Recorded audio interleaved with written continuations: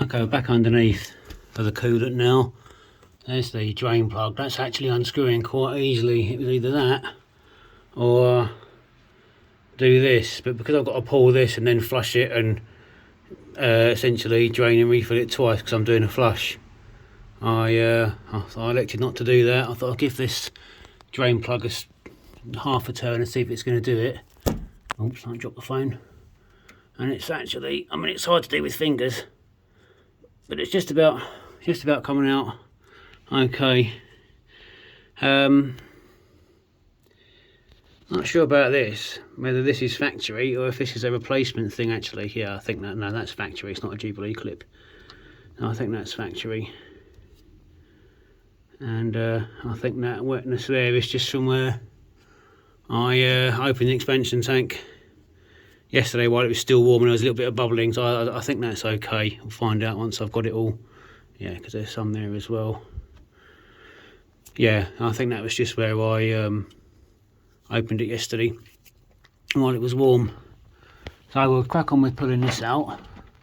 I was going to take the thermostat off, but I actually think that thermostat's been replaced because there was a Jubilee clip on the hoses rather than these this thing here, these like single-use type things, and the thermostat looks quite clean. So I do think the thermostat's been replaced at some point, so I'm not going to take all that off to drain the block out because that would have happened when the thermostat was replaced. So yeah, we'll just get on with this and pull this out and do a flush. Oh, there it is, out it comes. That's actually really good looking coolant, nice and pink. It's really good looking. I'm pleased with that. I thought it was going to be worse. So we'll just sit here for the next 100 years and let this dribble out and see how much we get. But yeah, I'm impressed with the colour anyway, that's good. Last few bits dripping out now. It has started to change colour a little bit now. We've got to the dregs. It's starting to look a little bit rusty coloured. But it really isn't too bad. It really isn't too bad. It's not anywhere near as bad as I was expecting. So we can close it up now and put the flush in. Let that run through for a little bit, drain that, and then fill it up with fresh coolant. Okay, I've got a couple of buckets of water through this radiator now, and the last lot came out virtually clear, very slight pink tinge to it, but it's virtually just water. So that means now I can tighten the bottom up on that radiator and do a proper flush, drain that out and see what sort of colour I get, if I get any rust or anything. So we're on the way, but I'm certainly nowhere near as concerned about this radiator as I was. It's me thinking that maybe it hadn't had any kind of coolant change since it was new, and it's nice and pink, which means it either has been changed at some point relatively recently, or there's a leak somewhere and it just keeps getting topped up with coolant, which at least is refreshing the coolant every now and again. But if it's a leak, that's not helpful. So we'll just go through the motions and see how we get on. Right, so just some Holt's radiator flush, and the idea is apparently you dilute it, pour it in, and then top the system up, and glug glug glug.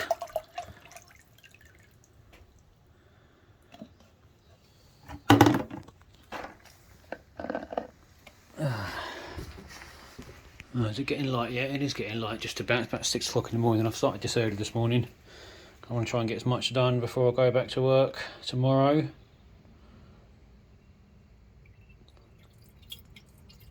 And then once this is in, we top the rest up with just plain water from the tap. Run it for 20 minutes with the heater on and a fast idle. Let it cool down. Drain it back out. See what we get. Alright. We're getting there.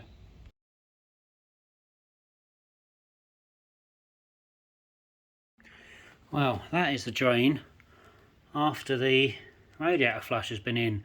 Because we ran the engine for 10 minutes or so and had the heater on, that's opened up the thermostat and the heater matrix. So what we've got in there is coolant that didn't come out when it was just a radiator. You see some steam there. I pulled it out but it was still quite warm. I wanted to try and get as much as I could, but I didn't burn my fingers. Luckily it wasn't hot, but it's quite cold in here as well, so you can see it steaming. So now we'll do another refill with just plain water and drain that, and then whack some coolant in.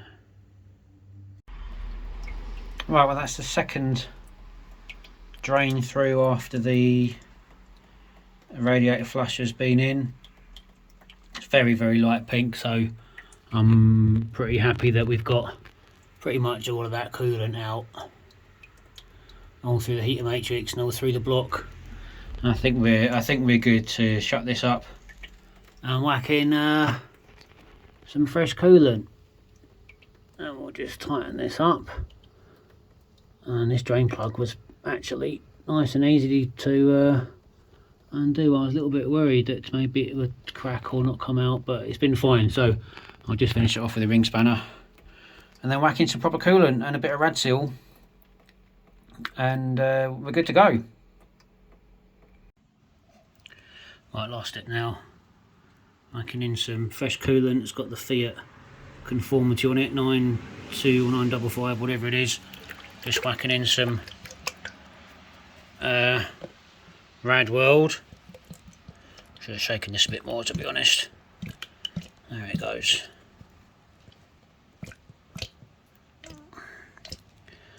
And then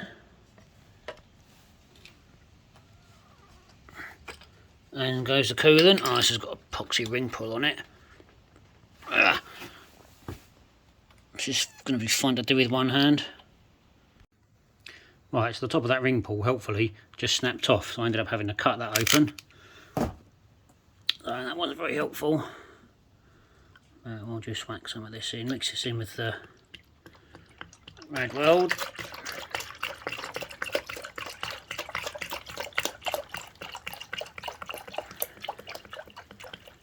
To be honest, that Rad World doesn't look great. I think I definitely should have stirred that up some more.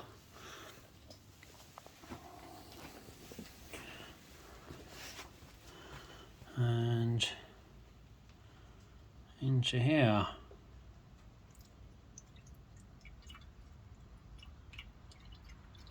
There we go, it's going to have a nice fresh coolant in it now. And some slightly manky looking Rad Weld, but once that gets hot and starts circulating around, that'll be okay. Well, I'm going to do all this, I'm going to turn the camera off and do all this from the other direction where it's actually easy to pour. But yeah, we're getting there, we're fresh coolant now. Right, engine's been test run. I've gone up and down a little bit, let it cool, let the coolant settle, and it is now bang on the maximum level. It's impossible to see this coolant level, really hard. You've got to kind of shine a light through it and you can sort of see the shadow. This is an awful expansion tank. Yeah, you can just about see, maybe you can't. Let's try again, get a better angle. Yeah, this is a shocking expansion tank to try and see. So you have to sort of shine a light through it. There you go, and you can just about see there. It's pink just below the maximum, and that yellowy colour of the expansion tank above. So that is absolutely spot on, absolute maximum. So we're bang on level with coolant now. And it has been run and topped up again, so that hopefully should be it. We'll just have to keep an eye on it and see if it needs, might need topping up again just as it resettles and the air bubbles blow through.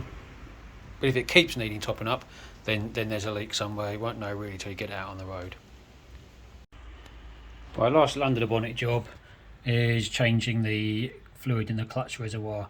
Being a little bit cheeky, rather than bleeding it all the way through and get rid of everything that's in the line and the slave cylinder, we've just used a little siphon, a little syringe to pull out what's in the reservoir, which was this here. So it's a little bit dirty, and we're going to fill it up with nice clean .4 fluid from this brake and clutch fluid. So we're cheating a little bit because we're not going all the way through, but it's not so much of an issue with clutch fluid because it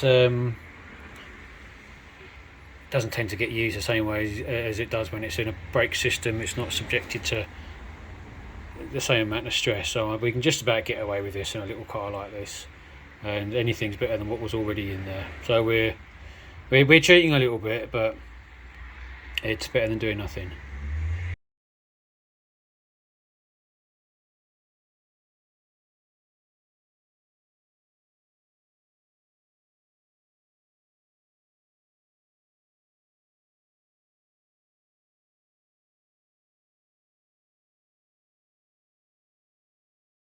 Right, now that we're done with the car for the time being under the bonnet, I'm going to have a look at why this rear wiper doesn't work. I've just put a sponge up there to stop the boot lid from banging off the garage door. I haven't checked the fuses yet. I thought what I'll check first of all is the wiring, because there's no point just checking the fuse if there's bad wiring and it's going to blow. And in this little grommet we've got, we can get to focus, there we go, some bad looking wiring. So they don't actually look as bad as I was expecting them all to look, but there's a couple that are definitely, see that they catch. No, that's not too bad. This here needs to be wired up, and that, I don't think that's split. I don't know what wire that is. I don't know, I haven't got a wiring diagram for this car. It doesn't look like it's split or the wire's finished, but it does look like, oh, well, it's split. So if that is the wire for the wiper motor, and where it's split at some point it's just brushed against the metal, that would have been enough to short it out maybe and cause a fuse to blow. So I'm just going to tape this up. I'm going to give this a bit of a clean up in here, tape these two wires up. The rest of them, as far as I can see, don't look too bad. It's just those two. Got a lot of wires in a tiny little grommet. It's not a fantastic bit of design. So we'll give these a clean and take them up, check the fuse, and see what happens next. Right, trying to figure out what's what with these. The good news is none of these wires are actually split, but some of them are quite badly torn up. There's obviously someone's been in here before to repair something, because there's some insulating tape here that slipped off of this one. I don't know where any of these are, so what I've done, I've had to take the trim panel off and have a look at the coloured wires that are on each thing and see what's what. So these two thick ones here are, this one here and this one here, are going to be the feed and the return for the rear window demister. So there's a connection here and another one here, so they're for the rear window demister. So I don't know if that actually works or not, because these are thick wires. So I'm guessing those are the two wires for the window demister. This is a thick black wire here, and there's a thick black wire here that's cut. On the other side we've got a thick brown and white wire, and here this is just a brown wire here. I don't think there's any white on this. I think this is just a brown wire, but I'm guessing that's it. These are the two thickest wires that I can see. Something goes off here for this, I'm guessing is going to be the warning for the boot that it's not shut properly. That goes to that lock. I can't see what those colours are, but they feel quite thin. The wiper motor wire, that motor doesn't look brilliant either, to be honest. So we've got a black, green and a green and white, and in here we've got a green and white, got a couple of black ones, and I'm sure I saw a green one that was damaged earlier. Anyway, we'll just, yeah, there we go, look, just down there's a green one that's damaged, right in the very corner just there. So we're just going to have to take these up, shove them back in. Ideally that loom would want to be replaced, but we'll just take them up for now, then check fuses and see what happens with everything plugged in. So I don't know about the rear window demister. I don't know if that worked or not. The wiper motor definitely doesn't work, but the rear washer jet does. I tested that earlier. Right, okay, let's take these up, check some fuses and see how we get on.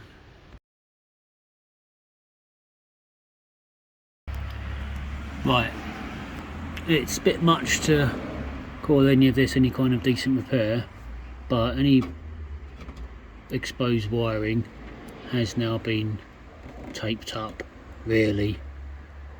That one there, and then the black one at the back. This really should have a new loom. There we go, there's the one at the back. The black one taped up as well. And I've also, it was starting to scrape here on this brown one, just here, so I've put a bit on there as well. But I mean, this is a bad design. There's too many wires going into too small a hole. They're getting all scrunched up, and as the boot opens and shuts, they just chafe like that, and it's just causes damage over the years. So yeah, just a poor bit of design. Too much going on in too small a hole. This loom needs to be replaced, really, but that's an effort threading all that through the body. So as far as I can see, anyway, here, which is the most likely bit for it to fray, because this is the bit that gets the stretch in the kink as the boot opens and shuts. So I'm hoping there isn't anything else further down. So now I check the fuses and plug everything back in and see what happens with the motor. And hopefully the rear window demister will be okay as well now. Right, fuses next. Right, this is the rear wiper motor. I couldn't get any joy even after fixing that wiring, and it does look like there's current going to the motor. Now that worm drive there goes into here, and that makes this arms work, and that rotates the spindle that's got the wiper on it. Even with the worm drive removed, this, I can't do it with one hand, but this is absolutely solid in here. So I was told that the wiper motor had seized, and I wonder maybe if it was going to be something nice and simple like a fuse, but all the fuses in the box are good. This has got current going to it, and without the worm drive you would think this would be fairly free flowing. If anything was going to seize, it would be the motor. But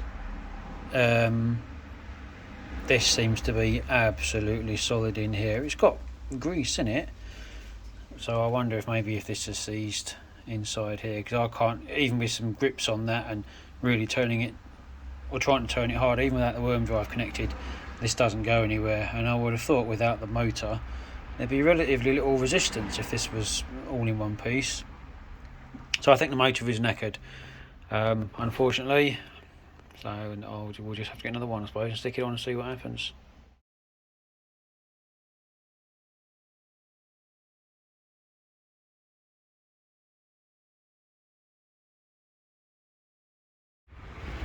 Right, I'm hamstringed by the rear wiper motor. That is going to need to be replaced, so we'll give it a wash. We'll get some of this crap off of here. Look at that, that's not been cleaned in a long time. Those seals are terrible. So we'll just give it a start of a wash anyway, and that's one less thing I need to do next time round. And it'll give me a better idea of these scratches, what's going to wash off and what isn't. Need to pump that tyre up as well on the actually both tyres on the front are a little bit soft. I'll have a look at that as well. That some of that might just come off. That might be paint transfer. There is a dent there, definitely. So I won't be able to do anything about the actual dent, but I'll tidy it up a little bit. Again, in here, I did seem to notice last time I looked, there are sort of scuff marks getting in and out. Yeah, so most of this is coming off. Okay, well, this might not be too bad. I do think I've got some work to do once it's tidied up. A little bit of sanding to do here and filling in along here. I have to figure out how to pop these off. I've got new ones of these now. I'm not quite sure how to get these off. They might just, I don't know. I mean, they're virtually falling off already. Right, let's just get on with it because I'm freezing standing here. I keep warm by moving about. Right, because I can't do anything else, I'm giving it a little bit of a once over.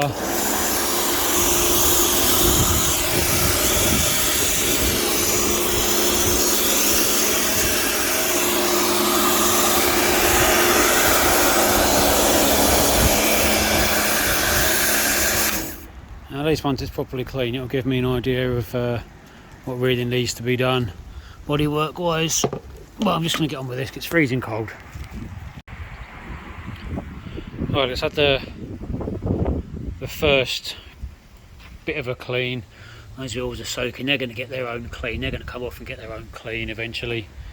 I've just put some wheel cleaner on there as well, just to get some of the brake dust off and off the panels. So it's yeah, the first preliminary clean. I'll give these wheels a squish around and then another going over with everything and dry it off, put it away, and then it'll be clay bars. You see lots of actually I don't know if the camera's picking up, but lots of stains there. I don't know if that's just me just now or stains from something earlier on from where it's living, or where it's been living I should say. But we're starting to get there now. It's starting to look like someone cares about it. Well, there we go, there's a preliminary clean done. Those wheels are going to need some work on the front. Backs won't be too bad I don't think, but the fronts are going to be awful. Might as well shut that up now.